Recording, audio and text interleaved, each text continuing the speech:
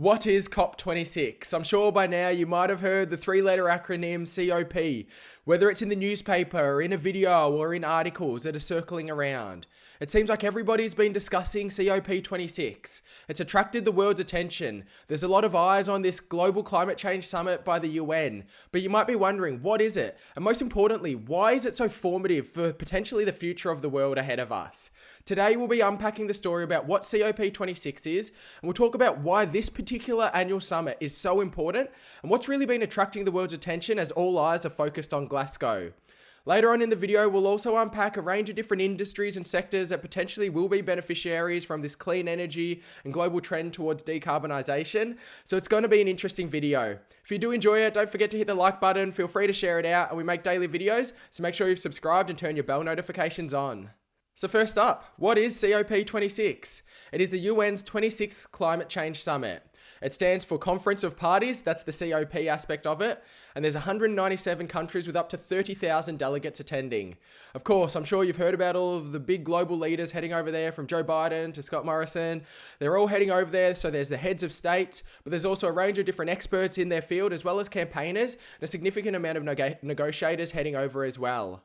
So it's going to be held in Glasgow and co-hosted by Italy. And the objective of all of the COP conferences is to produce an international response to climate change.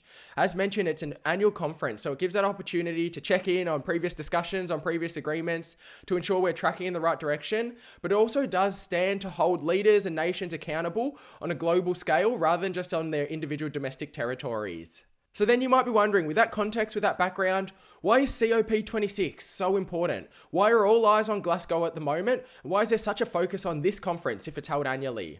To understand that, we've got to cast our mind back over 5 years ago to COP21. This was where the Paris Agreement was signed in 2015. I'm sure you might be familiar with the Paris Agreement. Of course, there's significant discussion around it. So what the Paris Agreement was there was 196 signatories who agreed to limit global warming to below 2 degrees.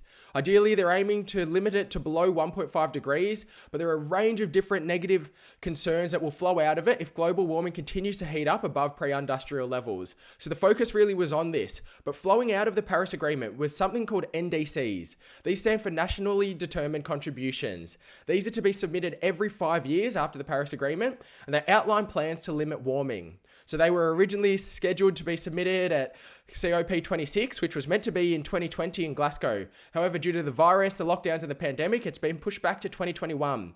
So this conference, COP26, will be the first time that countries will have to resubmit their new national determined contributions and really hold themselves to account to limit global warming. This is significant, and really the success of the conference will be underpinned by these NDCs and how really enforced they will be and how ambitious they are on an individual national level.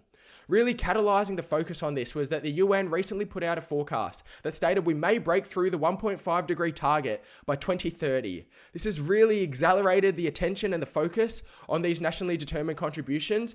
And on top of all of that, because they're submitted every 5 years, these are going to take us out until the middle of this decade. And so unless they're ambitious, unless they're significant, unless we can bring down our carbon emissions around the world, then we do run the risk of exceeding these targets and all of the other negative consequences that will happen as a result of that.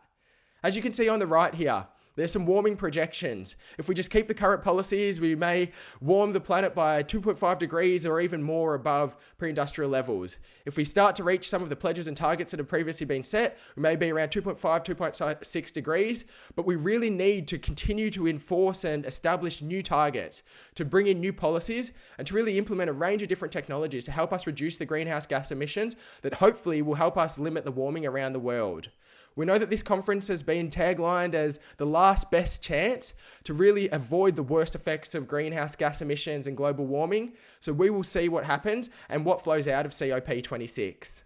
And so, of course, there are a range of key discussion points. First and foremost, as we mentioned, these nationally determined contributions will be critical. Each country will submit them individually, and of course, this will be what they'll be held to account for moving forward over the next 5 years. The Paris Agreement wasn't binding to cuts in emissions, it was just a binding agreement to commit to, but nations must now update their pledges every 5 years.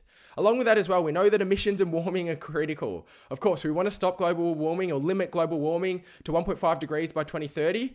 But on top of all of that, we know that there's net zero focuses as well in the middle of this century by 2050. And so a lot of new technologies and a lot of new ideas will have to flow out of these types of conferences over the next decades to ensure that we can get towards our net zero target by the middle of this century.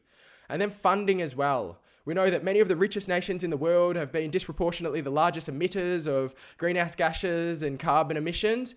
However, unfortunately, these disproportionately affect the most of the developing countries even more so. So as a result of that, over the past decade, there was an agreement that $100 billion a year of funding would go to those developing nations to help them limiting their emissions. Unfortunately, this target has not been met yet. And so this focus in COP26 will also be as much about funding and helping these other nations around the world. And it's going to be an interesting time because there's so many different dynamics playing out. And so then with all of that understanding, the question might be, where are the opportunities? Of course, there's a range of different opportunities for sectors and industries that are likely to shine moving forward because of the great runway they have ahead of them and also the importance that is going towards this ESG focused sectors.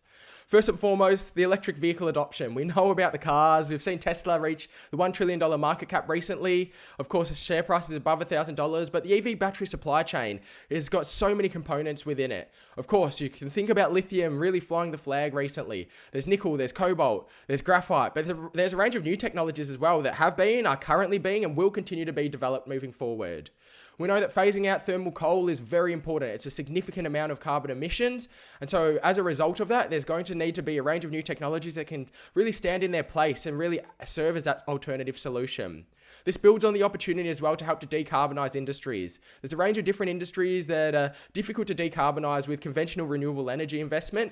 And so there's been discussions about potentially green hydrogen, but not only green hydrogen, there'll be a range of new technologies as well that could help to facilitate this. We know about renewable energy investment. We know that it's here and now, but we also know that it's only likely to continue to accelerate in investment, scale, and opportunity to feed into national energy usage as well moving forward. We know about solar, we know about wind, we know about hydro, but as new technologies are developed and as the cost curves come down, as well as the energy storage systems that will be necessary to store this energy, it's likely they'll play a bigger and outsized role within our society. I think what's interesting on the new technology development side as well is there's a range of different new technologies that are going to need to continue to be developed. There's a huge amount of research and development in nations around the world about technologies that will help to facilitate the decarbonisation. Many of them might not even be conceptualised yet, but these are new sectors that will likely continue to grow and likely continue to emerge. Along with that, robotics and AI also do have the opportunity to help to potentially, in some cases, in some sectors, bring down the carbon emissions or the energy usage across a range of sectors. So there's going to be beneficiaries within this cohort as well. Then we know curtailing deforestation, reducing air pollution, these are all important, as is carbon storage and removal. Getting towards net zero does not mean there will be zero carbon emissions around the world. What it means is we'll be at a net zero. And to really help to facilitate this, there's going to have to be carbon storage as well as carbon removal technologies that are developed. A lot of them haven't been conceptualized or finalized yet, but moving towards 2050, it's likely to continue to grow in importance as time goes on.